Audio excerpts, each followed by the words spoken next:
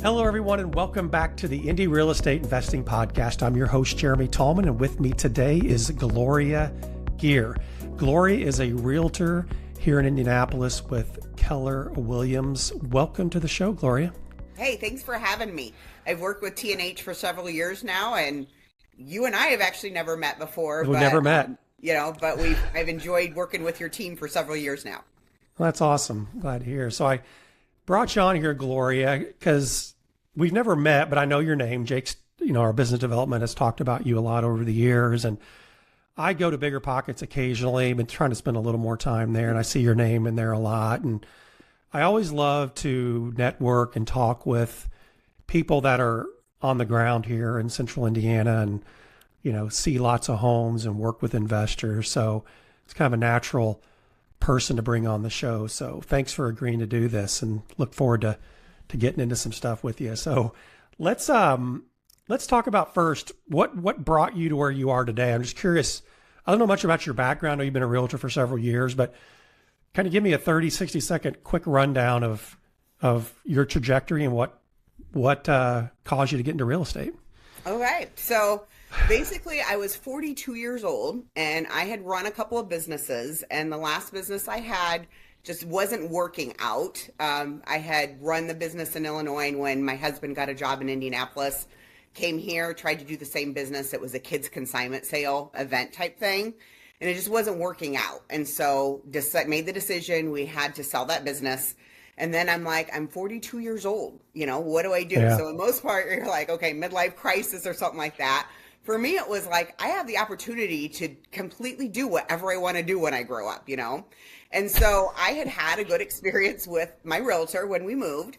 And so I'm like, you know what? Let me look into this, because I happened to be really good at sales, but I was in jobs that was paying someone else for that. And my husband's like, we need to get you in a job where you can use those sales skills and get commission based.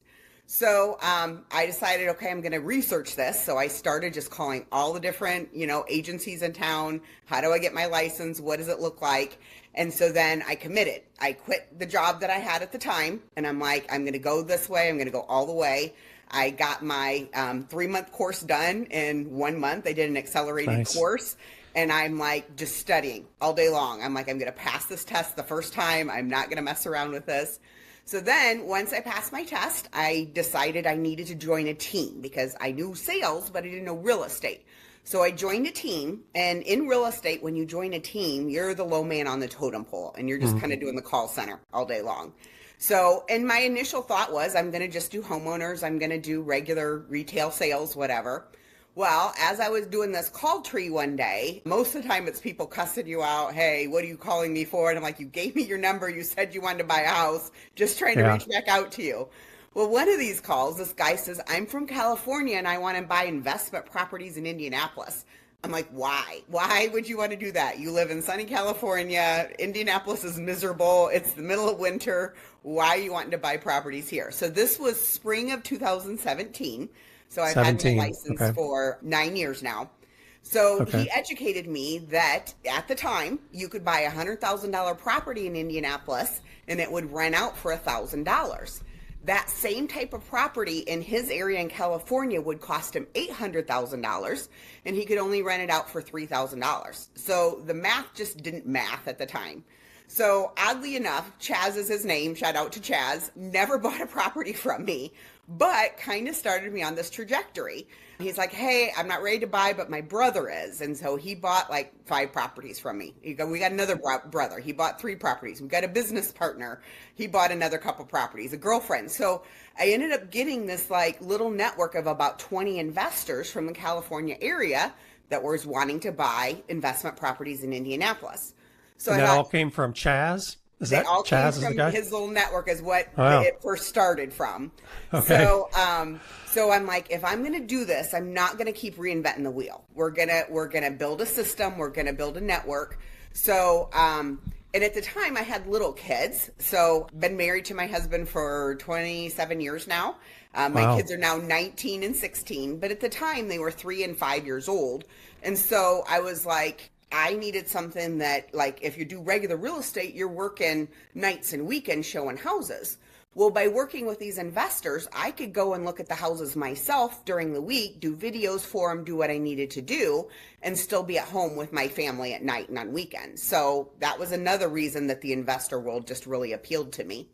So I started building my network. So I went looking for good property managers, good lenders that would work with investors and do different types of investment type loans, title companies that would work with my out-of-state investors, contractors, because you're always going to need a list of contractors, and contractors are just constantly turning over. So you need several contractors. So then I just started going to investor meetups locally. A lot of times, yes to learn from what the speaker was saying. But a lot of times I'm sitting in the back of the room with the old geezers that have been doing this for 20 years. And I'm like, where are you investing? What are you doing? What do you see in Indianapolis? What are the areas that are changing and transitioning? So I just took that time to just learn and absorb, and constantly, and I still do, try to do that as much as I possibly can.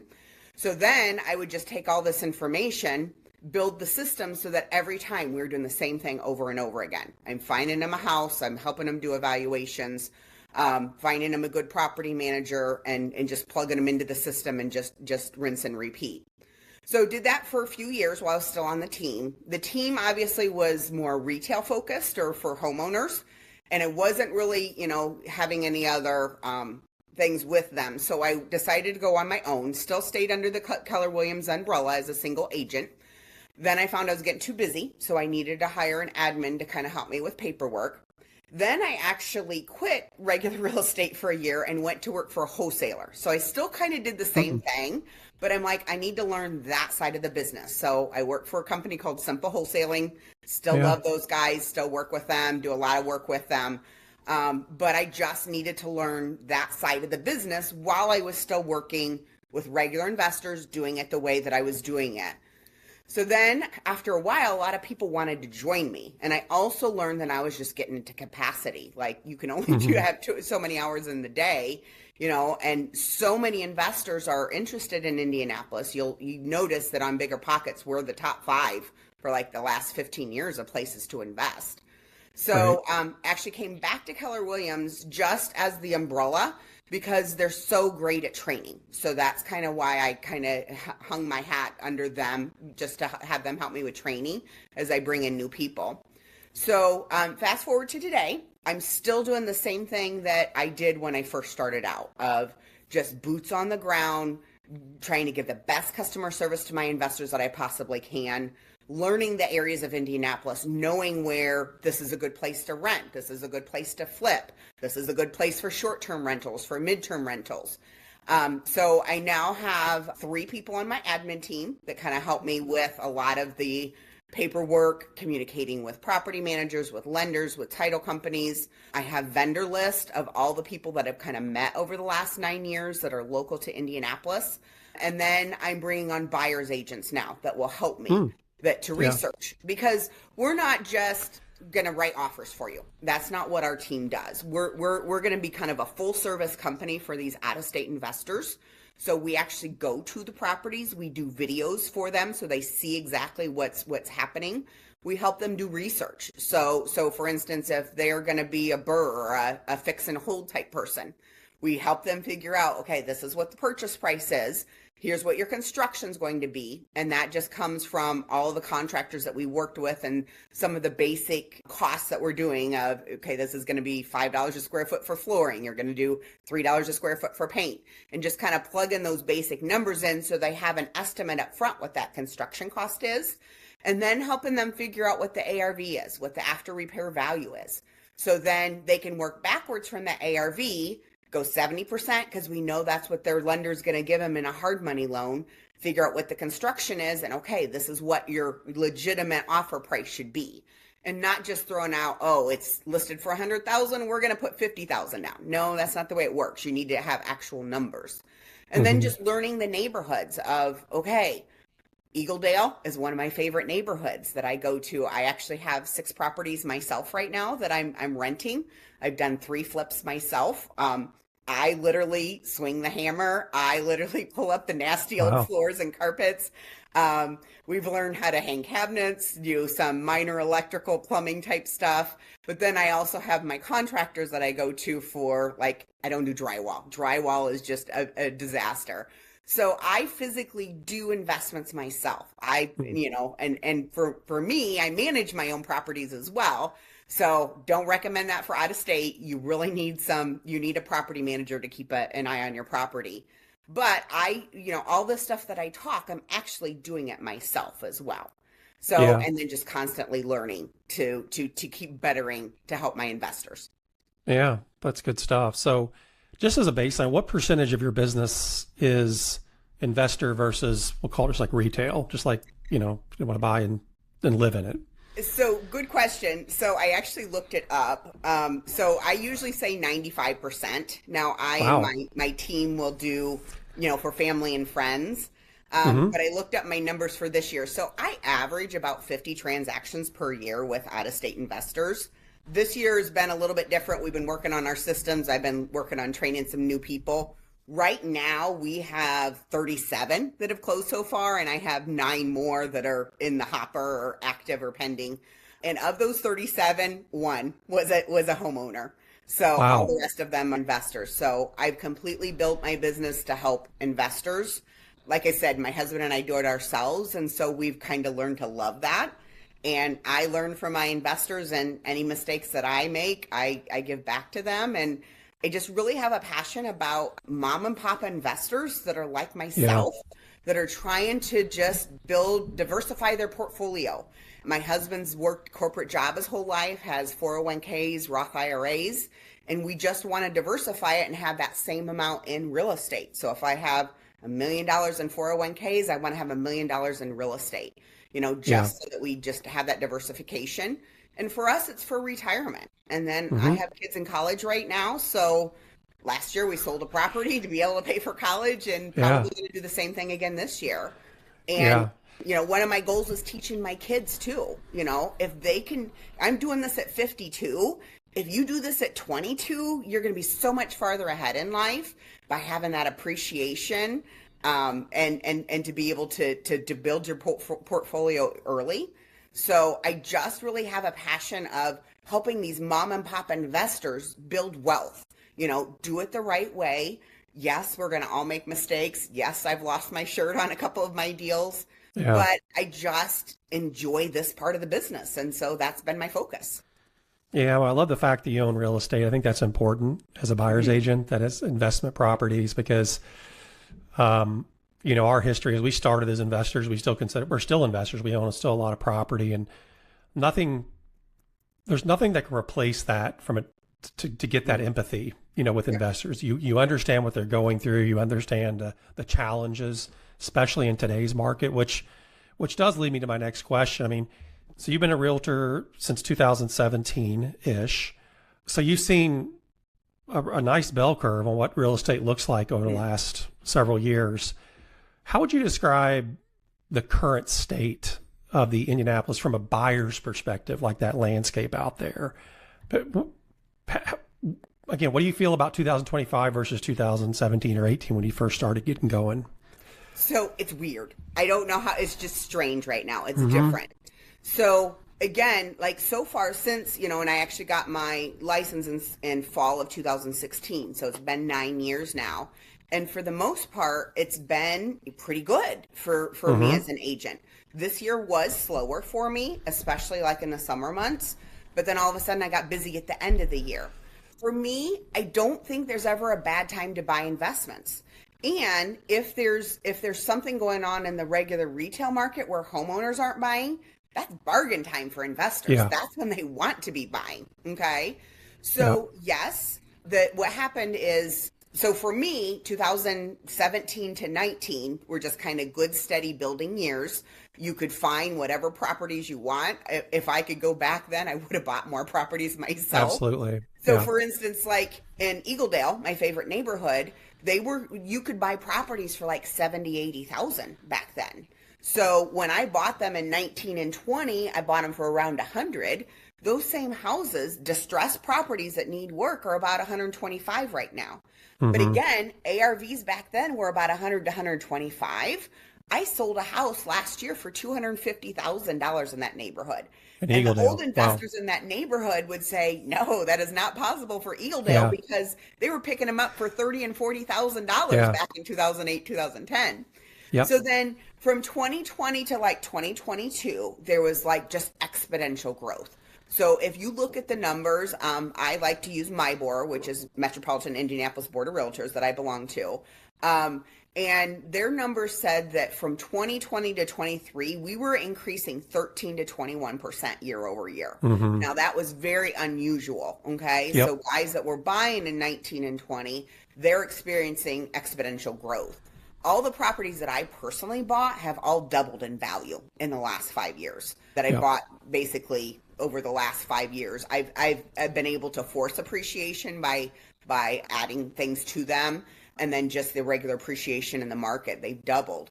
Now we're back to kind of that 3 to 5%. That's our normal. That's our normal rate is 3 to 5% year over year. What happened is the housing price went really up a lot. And so what happened was a lot of people are like, well, I can sell my house at this price. Well, now there's a lot more inventory. We don't have as many homeowners buying right now because the interest rates are higher. So they're like, oh, we're just going to wait, which my interest rate little quote is 6% is not high. 6% is normal. And again, I mean, I'm just in my 50s and I paid 11% when I bought my first house. Wow, 11%. So, yes, my rates on my houses right now are 2 and 3%, but 6% is normal if you look past over the last 30 years. I did pull up this chart. So like in January 2017, the median sales price for Indianapolis was 140. Today, it's 305. Okay. Yeah. So in the time that I've done it, we've still appreciated. So you can't wait and time the market. You just have to buy an investment property when you're ready to buy it, because it is still going to appreciate. No, it might not be appreciating that 13 to 20% that we were seeing in 2020 and 21, but those were horrible days too. Like spring of 21 was awful being a realtor. I actually had one person that was looking for a property. We went out every single weekend, put an offer every single weekend, $15,000 over asking price, and we were not winning them. It took us 3 months for them to buy a house. So now it's like properties are sitting on the market in 2025. Most are, I think, the median days are still about 30, but like a lot of the properties that I've had that are in the investment areas that are either flips or something similar are sitting like 30 to 60 days. Okay. So in September, I heard the stat that 60% of the properties that were on the market in September had a price reduction. Not because they're overpriced, but just because there's so much inventory. All these people had their houses sitting all summer and they're like, we've got to sell them. So they started doing price reductions. No, I don't think Indianapolis is going to crash. We're not like the coast. We don't have this roller coaster. We're very steady Eddie. And I'm like looking at the chart right now, and it goes up, it drops a little bit in December, it goes up, it drops a little bit in December, and it just continues to go up. And it's not like huge gains and huge losses. It's just very steady, which is why Indianapolis is so popular as an investment area, because you can still find bargains. There's still plenty of neighborhoods in Indianapolis that are still transitioning, that you can buy properties, put some value into it. Right now, I think fix and hold is a better strategy than fix and flip. And that's just because I've had 6 properties that got flipped and they're just sitting. So for whatever reason, they're in popular neighborhoods, they're in transitioning neighborhoods, we have them priced properly. Homeowners just aren't buying right now. So, and I think that will change in 2026, where they're like, we're not going to see the 2 to 3% anymore. And you might be able to speak to this more, but like a lot of my friends, their kids are getting married, getting out of college, and they're just renting. They're not buying houses right now. So I'm kind of seeing a trend of that, which to me, it's like, buy a house, get that appreciation going, you know? But, you know, and maybe you could speak to that more of, you know, what's the percentage of Indianapolis renting versus buying right now? And should my investors be doing more of the rentals? You know, I can say this. So I had Jared Shore on our podcast recently, and he was talking about this fact that several years ago, it was much cheaper to buy a home in 2017 than to rent. Today, it's significantly cheaper to rent a home than to buy a home. So we have become, and there's this term out there in property management, a renter nation. Like a lot more people are renting homes. I don't have data on the exact number today of renters versus homeowners, but your story tracks. It's very consistent. I've talked about my son who didn't think he could ever buy a house and finally did, because the affordability gap is tremendous. So if I'm an investor and I'm buying homes out there to rent, to buy and hold, like you mentioned, I feel good about it because I have this great supply of people. We all need places to live. And now more people are choosing to rent than to buy.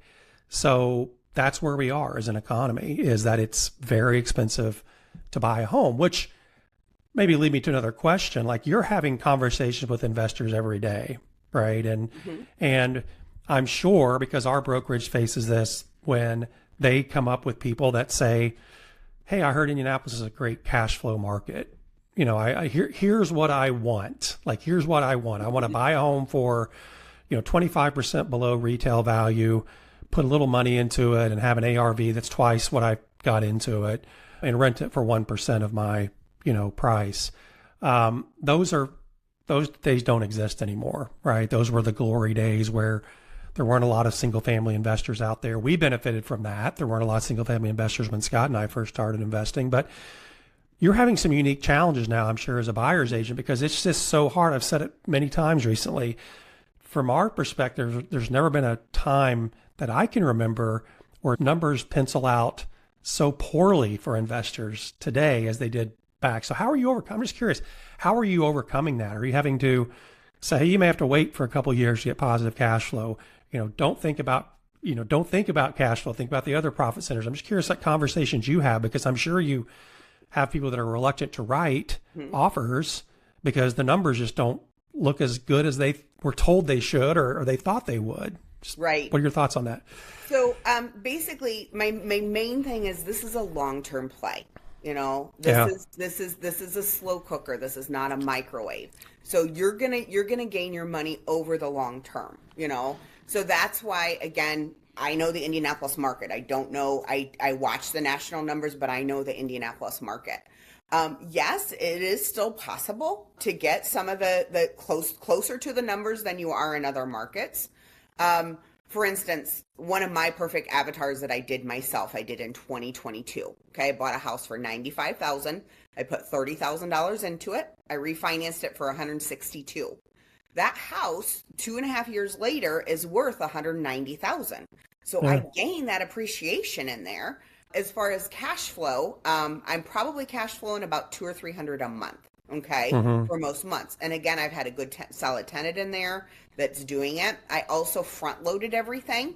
So again, if they want to be cash positive that first year, may not be possible. You have to look at the long term, the 5-year, the 10-year.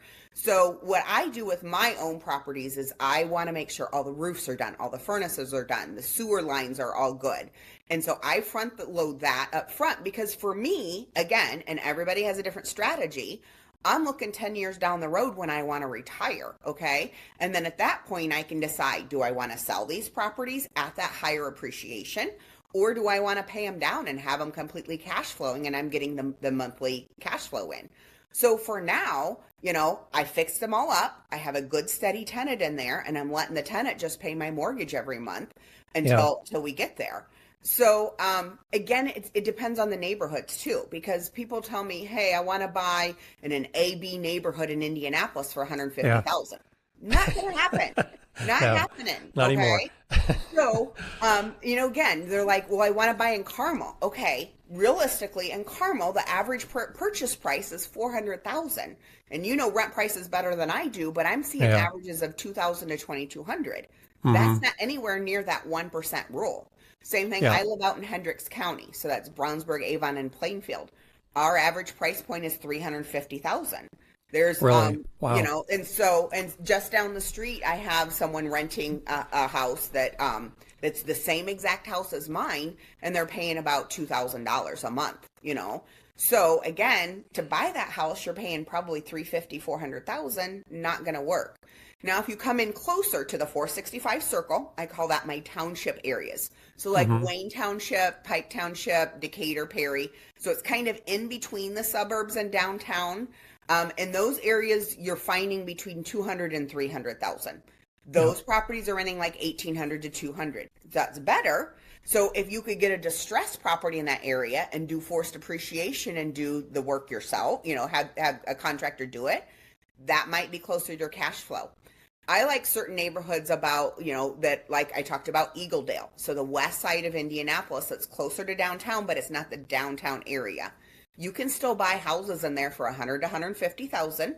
Again, put 30 to 40. Some of them need a little bit more, 60 to 80,000. And then you're renting those. So like the 3-bedroom, 1 baths are running from like 1,300 to 1,500. And again, you're the expert, so I'm throwing out these numbers. This is just what I'm seeing, Yeah. Or buy a little 2-bedroom, 1 bath on the east side of Speedway. You can get that for about 100, 120,000. Those little 2-bedroom, 1 baths are renting out for like 950 to 1,100. Another thing you might want to look into is duplexes. Now, I get a lot of investors that's the first words out of their mouth, that they want multifamily. Yeah. Also realistic in Indianapolis, there's not as many duplexes as single family. And I haven't looked this week, but typically we've got about 4,000 to 5,000 single family homes for sale in Indianapolis and only about 100 to 120 duplexes. Yeah. So again, you are getting both sides, but I've had property managers tell me, yes, sometimes you have higher vacancies with duplexes and quads. So number one, you don't have as many. But that might be another ploy for you that, I have a couple of duplexes for sale right now. One's for sale for 290,000, really doesn't need any work. So again, are you looking for turnkey? Are you looking for distressed properties that you can put money into them? 290,000 turnkey duplex, he's getting 1,300 per side. Again, it's not your 1% rule, right, but it's 2,600 a month. It's in a neighborhood that's on the east side of town, Brookside, that's gradually appreciating. It's not like Fountain Square where used to be able to buy a house for 100,000 and then it sells for 500. But it's that nice gradual appreciation in these different transitioning neighborhoods in Indianapolis. That's what I think work for investors right now. Yeah.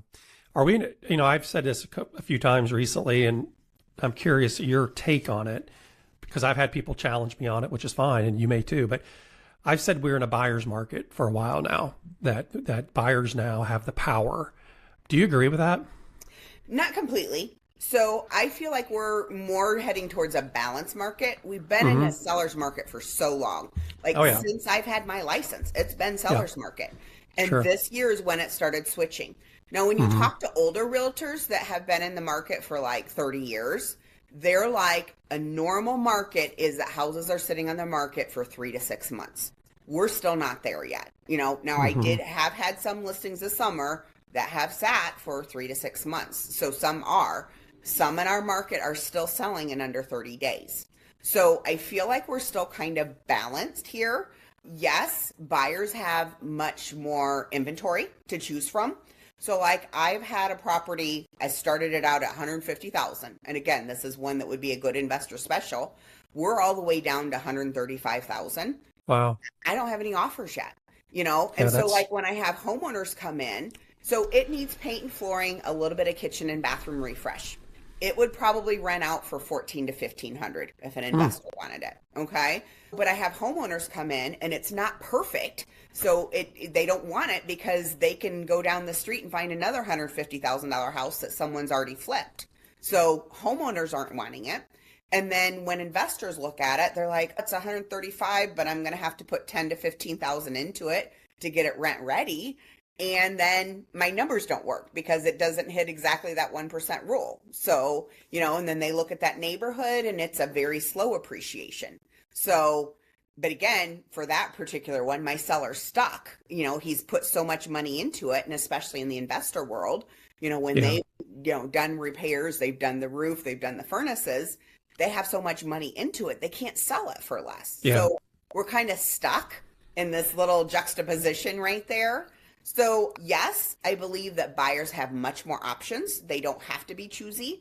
They don't have to offer list price. And I don't know the number to this, but I think it's still, we're like at 96, 97% of list price right now in my board, you know, I for think the that's on-market right. stuff. Hmm. So, I mean, we're not being able to come in and, oh, let's offer 50% low. And, you know, the sellers aren't going to take that.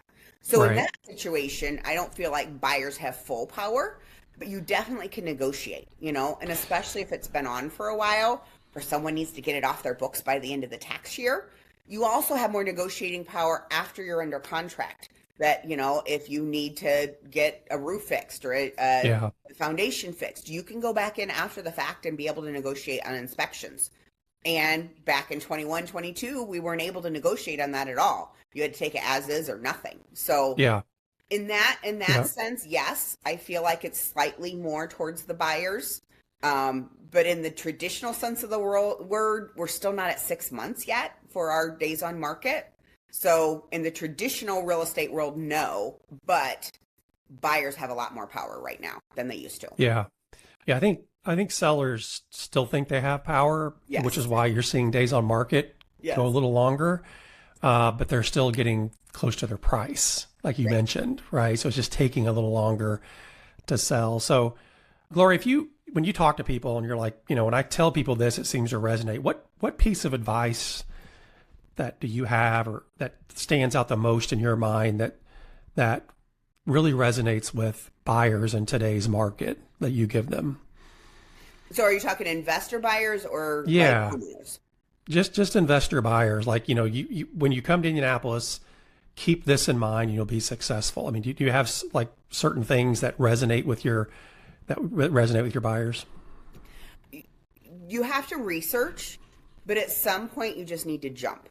Okay. Yeah. So get your research, make sure that you do it, build your team around you, because I always tell them, I don't want just me telling you that this is a good property. I Yeah. want your property manager and your contractor and your lender and everybody else to say, yes, this is a good property in a good neighborhood. But at some point you just need to do it, because again, looking at our appreciation from the last 30 years, you know, what's that appreciation going to be in the next 30 years? If you wait 2 or 3 years, you know, like I had some people that came to town in 21 and 22, and they were looking with me in 18 and 19. They're like, man, I wish I would have bought. So yes, that was exponential, but even now with that gradual, sometimes you just need to do it and get your foot in the market. Yes, you're going to make mistakes. I lost $50,000 on one of my own properties, you know, and Yeah. I am very open about telling you that yes, you might make mistakes, but at a certain point, you're going to just have to jump. You just have to Yeah. get in the market and just get started. That's Yeah. why. I think that's good advice. And I agree with you totally. I think every, you know, call it 5 years or 10-year period, you can always go back again 5 years from now or 10 years from now and say, I wish I would have bought more.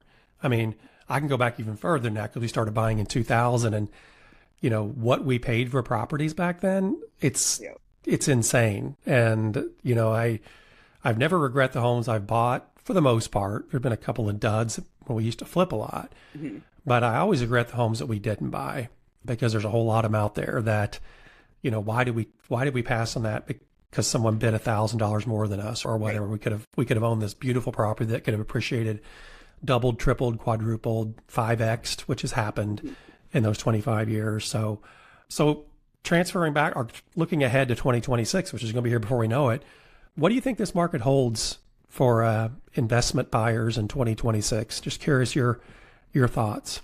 Good question. If we all had a magic 8 ball, we would all be super rich, wouldn't we? Yeah. So I feel like we're going to be more of the same. I don't, and again, you'll talk to Jared, talk to some of these other mortgage guys. They're going to tell you more on the interest rate front, but I don't think we're going to be dropping. We're not dropping back to those 2 to 3% interest rates. Those days are gone. Yes, we might go slightly down, but there's also other creative ways of doing financing so that you still can get in the market, doing a hard money loan and then refinancing into a DSCR loan. That's something that I've been doing, and I've been seeing a lot more of it. I hate to say this, but there's more seller financing out there. I don't like doing the seller financing, but if someone's desperate, that might be the way that they want to go. So there are other ways to get in the market. But even so, just doing the traditional put 20% down, fix it up, put a tenant in it, you're not going to regret it. It's still going to be there. I still feel like our inventory is still going to start creeping up, and you just really need to concentrate on the neighborhoods that you know are going to be good rental neighborhoods. Our economy in Indianapolis is doing very well. All the big corporations, my husband works for Rolls-Royce. He's an engineering manager. He's hired, I think, at least 12 people this year. And he just told me the other day he's got to hire 2 more by the end of the year. So these are young professionals just recently graduated from college that are moving to our area, and they're going to be here long term. Same thing. They're coming to town. They're not buying right away. They're renting for 1 or 2 years. Yeah. So, good opportunity for investors that already know the areas, know where these young professionals want to be. They're not necessarily out in the suburbs. Some of them are, yes, but some of them like these downtown historical neighborhoods, and just put a little bit of elbow grease into these, and they're nice modern homes that are great for families. So I think we're going to see more of that. Again, the flip market was so low this year. I'm not sure if that will recover next year. But as long as you're doing the long-term play and you maybe fix it up, rent it out for a couple years, watch to see what the market does and what neighborhoods appreciate, maybe sell it down the road 2 to 5 years. That might be a play for someone. I think we're going to see more of the same. But you just need to do your research, make sure the numbers work. Don't jump in and do something stupid and buy a property that you think's going to appreciate to $300,000 the next year. It's not, it's just steady. But then just go ahead and jump and buy some properties. That's my opinion. Yeah, I agree. I don't think there's ever a bad time to buy properties. I really don't. There's some times that are better than others. I get it, but again, that whole timing thing is really tricky. And if you're looking to invest, you just need to do it. That's what it comes down to. So, well, Gloria, thank you so much for coming on here. How do people reach you if they want to start a conversation with your group? Okay. So my email is gloria@gear, regroup.com. I have a Calendly. You just go to calendly.com/gear group. That's the best way to schedule an appointment with me. And then I also have a couple of teammates that if I run out of time during the week, that's what they're for. We'll kind of get you started. I love talking about the areas of Indianapolis. So anyone that wants to have a conversation about that, that's my favorite. So, and then I'm on Bigger Pockets as well. If you want to reach out to me on Bigger Pockets, love to connect with you there. Like Jeremy said, I'm on the forums every once in a while. Like, I think we're tagging the same people, Could be. We get the keyword alerts. Yep. So exactly. But and just love to have the conversations. As you can see, I'm a talker and I enjoy it. I enjoy like improving Indianapolis neighborhoods and just making better communities for everyone. So, would love to talk about Indianapolis with anybody that wants the conversation. That's great. Well, thanks for being here. Again, appreciate it. Thank you. Yeah. We'll be back in 2 weeks with another podcast. Until next time, thank you so much for listening, and please stay invested in your investment.